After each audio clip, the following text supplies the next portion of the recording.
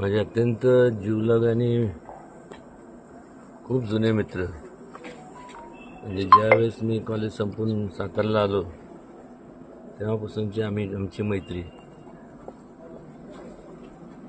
सुशील दादा मोजर यांनी त्यांच्या रक्षक प्रतिष्ठानमार्फत अनेक उपक्रम राबवले. पण हा उपक्रम एक अत्यंत आगळा वेगळा उपक्रम याच्याकरता आहे की अनेक वेळेस भौगोलिक अडचण असती, तिथपर्यंत म्हणजे हॉस्पिटलपर्यंत पोचता येत नाही. आणि त्याकरता अत्यंत विचारपूर्वक त्यांनी ही हेल्थ केअर गाडी तयार केलेली आहे. त्याच्या माध्यमातून अत्यंत दुर्लक्षित दुर्गम भाग खास करून यांच्या सेवेकरता, जेणेकरून त्यांना त्या ठिकाणी संपूर्ण त्यांची शरीराची काय परिस्थिती आहे ही त्यांना समजली गेली पाहिजे. आणि त्याच्या माध्यमातून त्यांना मोठ्या प्रमाणावरती म्हणजे औषध उपचार करता येईल. बऱ्याच वेळेस केवळ फक्त असे जे लोक असतात जे डोंगरी परिसरात, जे अत्यंत म्हणजे दुर्गम परिसरात राहतात, त्यांना हॉस्पिटलपर्यंत पोचता येत नाही. खास करून यांच्याकरता याचा उपयोग होणार आहे. असं म्हणत नाही की इतरांकरता होणार नाही, पण जे शहरी भागात राहतात ते हॉस्पिटलमध्ये जाऊ शकतात. पण ही जी लोकं आहेत त्यांना त्यांच्यापर्यंत पोचणं आणि त्यांचं संपूर्ण हेल्थची म्हणजे त्यांच्या आरोग्याची परिस्थिती काय ही त्यांना समजून सांगणं हे या रक्षक प्रतिष्ठानच्या माध्यमातून होणार आहे. म्हणजे मला वाटतं आहे की अशा प्रकारचा हा जो उपक्रम आहे, मला नाही वाटत, म्हणजे माझ्या माहितीप्रमाणे मी सांगतो, असा दुसरा कोणी अजून राबवला असेल, कदाचित असेल सुद्धा, पण माझ्या तर वाचण्यात किंवा माझ्या बघण्यात तर नाही आलं. आणि त्यामुळं अत्यंत आता जरी त्यांनी सुशील दादांनी आता जरी भरारी मारली असेल स्वकर्तृत्वावरती, पण तो सुद्धा अशाच परिस्थितीतनं त्यांनी संपूर्ण म्हणजे वाटचाल करत करत करत तो पुढे आलेला आहे.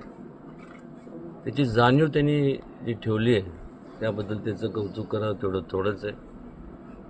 आणि हा जो विचार आहे की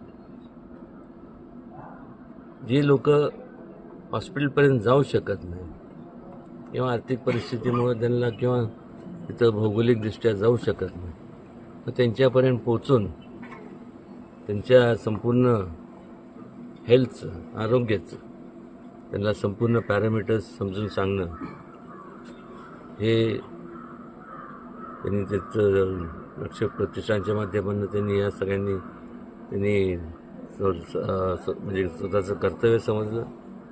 अत्यंत स्तुत्य असा हा उपक्रम आहे. माझं तर म्हणणं आहे की याचं ठिकठिकाणी खास करून शासनाने याचं अनुकरण करावं आणि शासनाने त्यांच्या माध्यमातून अशा प्रकारच्या संपूर्ण मेडिकल चेकअप्स, बऱ्याचशा चेकअपचे असे व्हॅन्स निर्माण कराव्यात. कारण एखादा मेडिकल कॅम्प जेव्हा आपण घेतो तर सगळ्यांना त्या ठिकाणी पोचता येत नाही. आणि त्यांना पोचता जरी येत नसेल, काय लोक वयस्कर असतात, काय लोकांना माहिती मिळत नाही, आणि त्यामुळे त्यांच्यापर्यंत पोचणं हे आपण आपलं कर्तव्य समजलं पाहिजे असं माझं शासनाला आव्हान आहे. माझ्या परीने याचं संपूर्ण राज्य शासन असेल, केंद्र शासन असेल, याचं संपूर्ण तिथपर्यंत पोचण्याचं काम करणार आहे. आणि मनापासून खरं म्हणजे कौतुक मी उगीच करत नाही, पण म्हणजे म्हणजे ह्या अशा ज्या दुर्लक्षित लोकांच्याबद्दल अंतःकरणातनं जो माणूस विचार करतो त्याचं कौतुक म्हणा, त्याचं काय त्याला म्हणजे कौतुक म्हणण्यापेक्षा त्याचं विजन किती असेल तुम्ही बघा. शिक्षण प्राप्त झालेले अनेक लोक बघितले. काहींनी मेडिकल सायन्समध्ये PhD केल्यात, हे केलं ते केलं, पण ह्या लोकांना हे का सुचलं नाही हा माझा सवाल आहे. वास्तविकरित्या याचं अनुकरण करून जे मोठे हॉस्पिटल्स आहेत आपल्या जिल्ह्यातले, महाराष्ट्रातले आणि महाराष्ट्राच्या बाहेरचे सुद्धा, ह्या लोकांनी सुद्धा याच्यातनं बोध घ्यावा. मी तर म्हणेन की त्यांनी एक मिशन म्हणून त्यांनी हे राबवावं आणि शासनाच्या, केंद्र शासनाच्या माध्यमातून जे म्हणून काय त्याला या संदर्भात करता येईल ते निश्चितपणे त्याचा पाठपुरावा करेन. कारण की लोकांची सेवा देवाची सेवा, लोकांची सेवा म्हणजेच देवाची सेवा, असं या ठिकाणी मला सांगावंसं वाटतं. अत्यंत स्तुत्य असा कार्यक्रम आहे. किंबहुना म्हणजे मलासुद्धा, मी म्हणजे दुसऱ्याचं बोलण्यापेक्षा मी माझं स्वतःच सांगतो, मलासुद्धा सुचलं नव्हतं, ते सुशीलला सुचलं. हे तुम्ही विचार करा, किती विचारवंत आहे, माझा मित्र आहे आणि खऱ्या अर्थाने हे एवढा आशीर्वाद त्याला मिळणार आहे. आणि आशीर्वाद मिळण्याकरता ते करत नाही, पण अंतःकरणातनं लोकांची सेवा म्हणून त्यांनी संपूर्ण हे केलं आहे. खऱ्या अर्थाने मित्र असावा तर ह्या शहाण्यासारखा. महाराज साहेब, आपण पहिली टेस्ट केली, काय अनुभव होता तुमचा? अजून रिपोर्ट्स आले नाही तर काय सांगितलं मला, माझ्या रिपोर्ट्सच्या बद्दल विचारू नको. नाही, चांगलं आहे ना, प्रत्येकाने करून घ्यावं असं माझं मत आहे.